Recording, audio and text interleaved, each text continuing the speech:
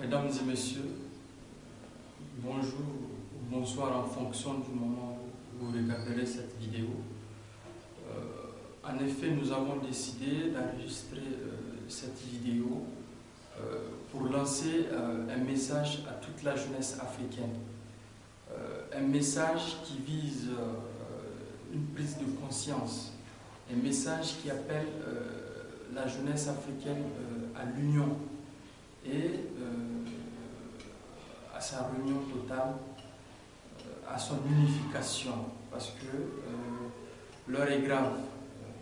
L'Afrique est aujourd'hui face à certaines situations qui requièrent que la jeunesse africaine se réveille véritablement pour prendre en main les destinées de sa patrie.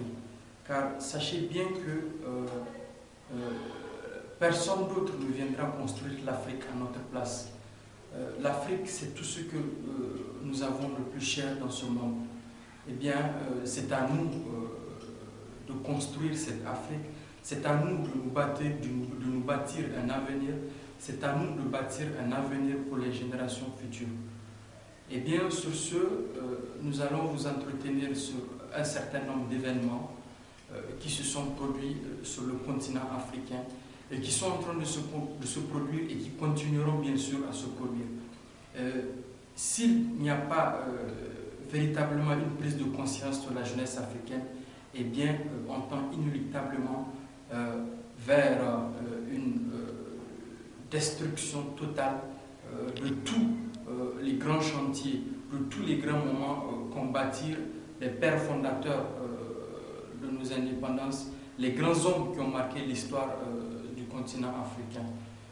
Nous allons essentiellement revenir sur deux événements qui se sont produits successivement, en Côte d'Ivoire et en Libye. Ces deux événements, pour généraliser, nous montrent aisément qu'il s'agit véritablement d'une nouvelle forme de colonisation sur l'Afrique. La France, les États-Unis, toutes les autres grandes nations qui sont impliquées dans ces conflits sont animées d'une mauvaise foi, sont animées d'un sentiment de recoloniser l'Afrique dans le seul but de piller les ressources de notre continent.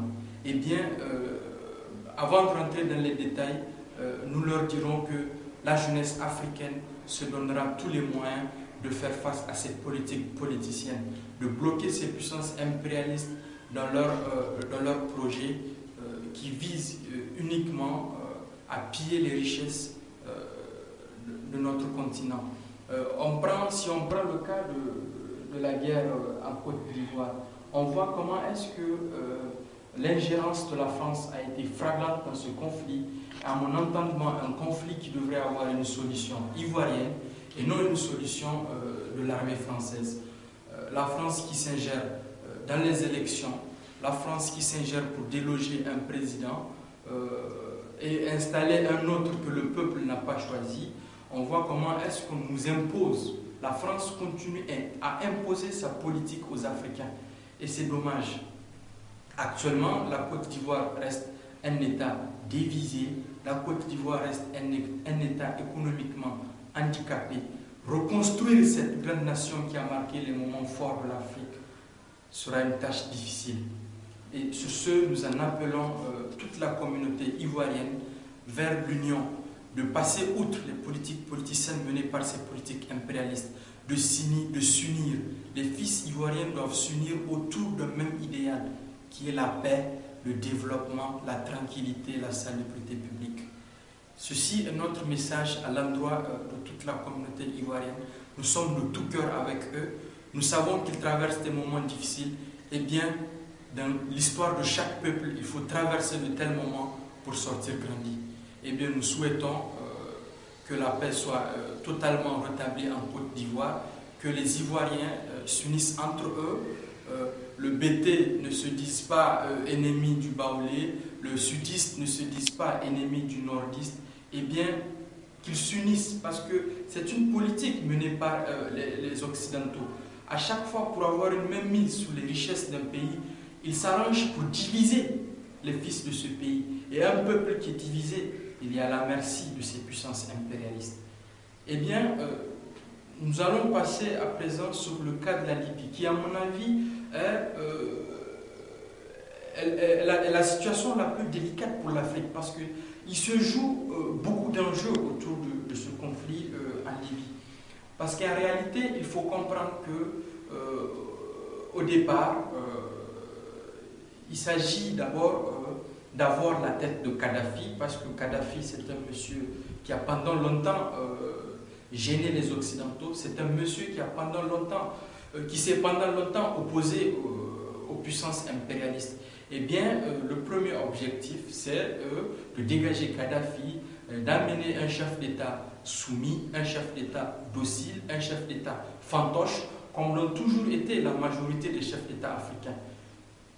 À chaque fois, la France et les puissances qui la soutiennent toujours dans ses politiques de guerre s'arrangent à avoir en Afrique des chefs d'État soumis pour effectivement avoir une mainmise sur les richesses africaines. Eh bien, c'est un règlement de compte entre ces puissances et Kadhafi. Et au-delà de ce règlement de compte, c'est que Kadhafi est un homme visionnaire, est un homme qui avait véritablement des projets pour l'Afrique. Et parmi ces projets, nous avons le projet des États-Unis d'Afrique. Et ces Occidentaux savent véritablement que si les Africains s'unissent autour de cet idéal qui est les États-Unis d'Afrique, c'est l'émergence de l'Afrique, c'est une renaissance de l'Afrique, ça sera une Afrique qui gagne, une Afrique qui défiera toutes les puissances de ce monde. Et voilà pourquoi il faut impérativement dégager Kadhafi pour mettre fin à ces projets d'États-Unis d'Afrique qu'il a initiés. Concrètement, en quoi visent les États-Unis d'Afrique?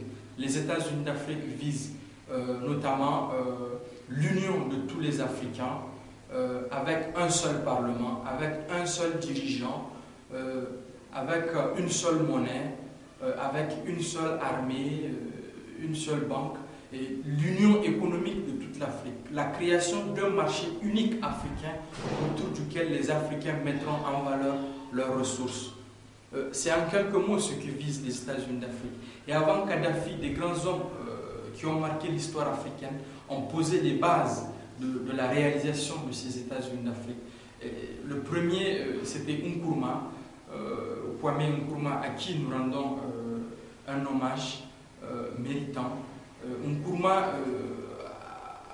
a toujours manifesté le souci de voir l'Afrique réunir, de voir le panafricanisme évoluer en Afrique, et tout ceci dans le souci de voir l'Afrique se développer. On a compris, ces gens, ils s'arrangent pour s'unir. Nous avons vu la création de l'Union européenne. Ils s'arrangent pour s'unir avec un seul Parlement, le Parlement européen, une seule monnaie, l'euro. Ils se retrouvent autour d'une armée, l'OTAN, qui se prend pour gendarme du monde. Et au niveau de l'Afrique, ils font tout pour nous diviser.